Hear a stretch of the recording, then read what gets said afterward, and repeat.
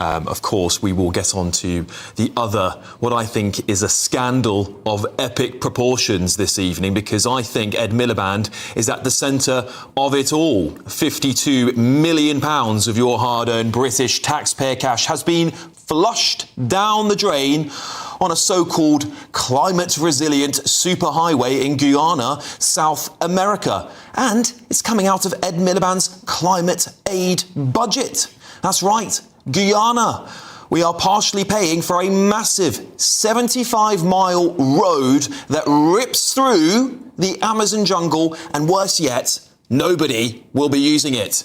And picture this, a 75-mile stretch of tarmac slicing through the Amazon jungle like a chainsaw through butter. It starts in a dusty mining town called Linden, winds its way past bewildered indigenous villages, and get this, dead ends in a ghost town called Mabura. I'm not exaggerating, we're talking about abandoned bars, rusting hulks of cars, a motel that's clearly seen better days since the dinosaurs roamed the planet, and a population of only 150 people. Well, why is it stopping there? Because guess what? That's where the money ran out.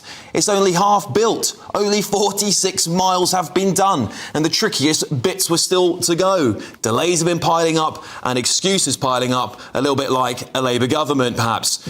Well, the total cost has been £140 million, with our £52 million of British taxpayers gifting to the road. This is yet another one of Ed Miliband's brainchildren after the Tories originally conceived the scheme. Ed had no qualms doubling down on it when it came to Labour being in power. And Ed Miliband, the same bloke that's pushed up your energy bills by hundreds of pounds more a year, and the same man who desperately lectures you on the so-called climate crisis. The same man who is spending your hard-earned cash on a road that literally leads to nowhere and rips down the Amazon jungle along the way. But the scandal isn't over yet, because I've got more.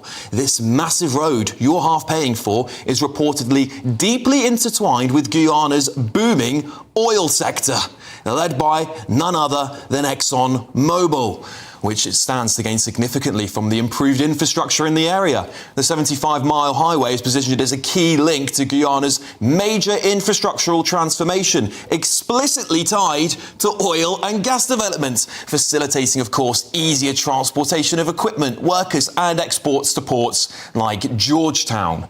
This road will reportedly enhance ExxonMobil's logistics, as Guyana's oil boom, now producing over 900,000 barrels daily in some projections, relies heavily on that effective transportation system.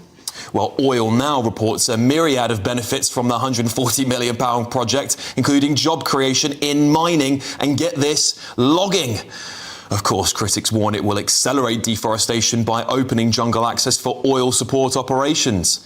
According to a report from The Guardian, construction began on the road in December 2022 amid delays and direct fraud allegations through details of the nature of these claims, such as specific instances of embezzlement or procurement irregularities, remaining limited in public sources, unfortunately. So let me just spell this out to you in really, really simple terms so you can digest all of this.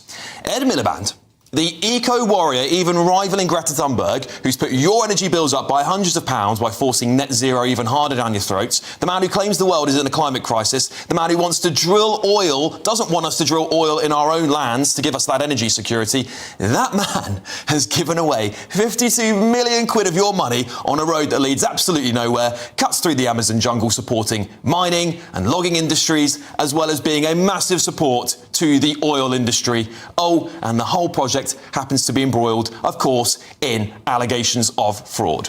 Well, many of you will forget Ed Miliband's gas-guzzling climate crisis trip to Brazil. And it does make you wonder, doesn't it, that either he knew all of the above, because this road was started in 2022 when he became, of course, Net Zero Secretary in 2024. So how did he, in the civil service, not know about the fraud allegations? How do they not know about the oil industry benefiting from this?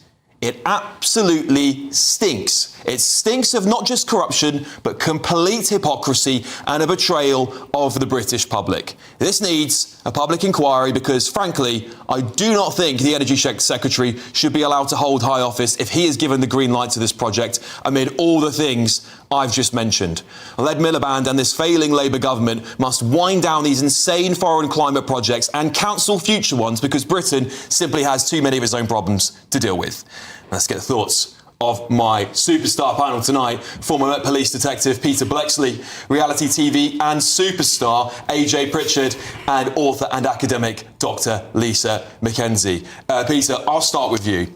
I mean, I don't know how much more I have to tell you because I think this looks like a complete cover-up and a massive scandal. There's something about being the leader of the Labour Party and not becoming Prime Minister that sends you a bit bonkers. Right, OK? Look at Neil Kinnock. Yeah. Well, all right. OK, you'll have to look that one up on YouTube, kids, right? But he was a bit unhinged, wasn't he, right? He was, yeah. Jeremy Corbyn, more than a bit unhinged. I think we can all agree on that. And now, moribund Miliband, right, who quite clearly, as my late old dad would have said, is off his rocker. Why would we build a road to the benefit of an American giant oil and gas company? Let them build the road so we can keep that 50-odd million so that Starmer can do his favourite thing with it and spend it on illegal immigrants, sticking them in hotels, feeding them and clothing them.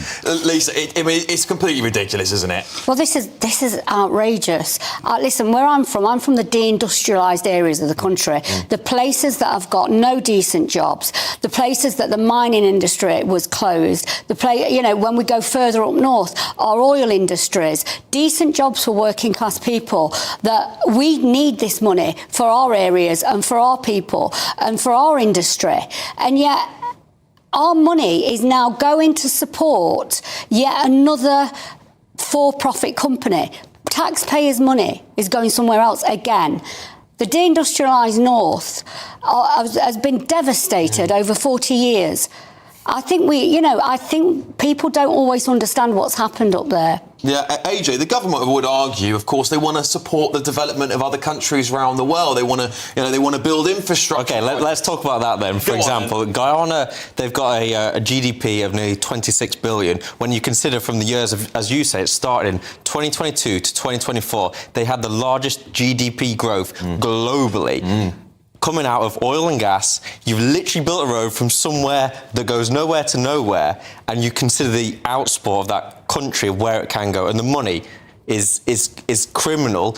Born in Stoke-on-Trent, 52 million, like as you say, Nottinghamshire, there are so many projects that can really thrive from that money and give it to companies that want to grow. Yeah. Take a portion of their companies, grow them, stick them on the LSE. That money could really be used. It's being squandered here, and it's upsetting to see. Yeah. Somebody's paying more and more tax. Yeah, it is upsetting. Do you know, I feel quite upset about this, actually, because Stoke-on-Trent, Nottinghamshire, the North, we have been starved. And this money by a Labour government is going somewhere else to support another for-profit company. This is what happens when socialism is for the rich. Yeah, well, it's not socialism, is it? It's crony capitalism. Well, yeah. Peter, I mean, I can't let the Tories get away with it because they did start this project and they were massive on net zero, weren't they? We just had Boris Johnson, the former Prime Minister, come out and say that Kemi Badenoch is not green enough and is going to lose her in election. Yeah, well, perhaps going a bit unhinged applies to former Conservative Prime Ministers as well. But anyway, I mean, it's the road to nowhere, isn't it? It's absolutely ludicrous in a far-flung land that many of us will never have been to, will never go to, possibly have never heard of.